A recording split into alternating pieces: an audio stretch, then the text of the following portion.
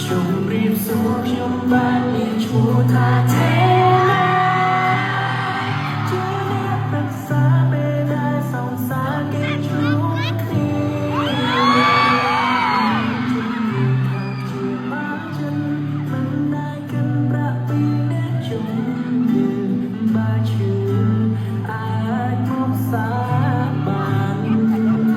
រំដូចបងនួនអងជួបតែពេលសែពេលដែលអូនមែនបងគឺជាបែបជាបានចិត្តកិនពីអូនគ្រប់ពេលវេលាបងនៅតែដល់ថ្ងៃអូនជួបគ្នាអានព្យាបើជំងឺស្រីតែខ្ញុំកើតអីតែគិតថ្មីនេះនឹងគេឡាបែងដងមកនេះស្ទើរប្រែពេលដែលឃើញអូនក្បែរគេពេលនេះខ្ញុំលងស្នេហ៍គេហើយគ្មានថ្នាំព្យាបាលឡើ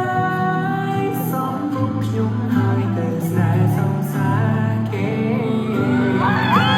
កុំខ្លាំងផងឲ្យមកបាននៅក្បែរស្រីទូក្នុងឋានៈអ្វីក៏មកនេះរីករាយតទួជ្រៀងទាំងមួលដើមក៏មកគេកុំសន់លែងទេអោរូបខ្ញុំលើមេត្តាកុំប្រងាយដឹងរូបខ្ញុំបែបនេះអូខេដល់ដល់នេះតែប៉ុណ្្នឹងបានដល់អូខេមកនេះខ្ញុំអត់ទាន់ធ្វើឲ្យវាសម្រាប់ទេតែមិនមានអារម្មណ៍ថាគាត់ចាក់ទៅដូចសលេងខ្ញុំទុំជាមុនវិញអូខេអត់អីដល់ដល់នេះអញ្ចឹងនេះគឺជាបទថ្មីរបស់ខ្ញុំតែមើលបើអ្នកមកចំនួន fan ខ្ញុំចាស់ហើយស្គាល់ពេលនេះគាត់ហើយ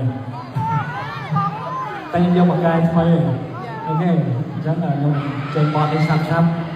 អរគុណអ្នកទាំងអស់គ្នាមែនតើអរគុណរបស់កូនៗ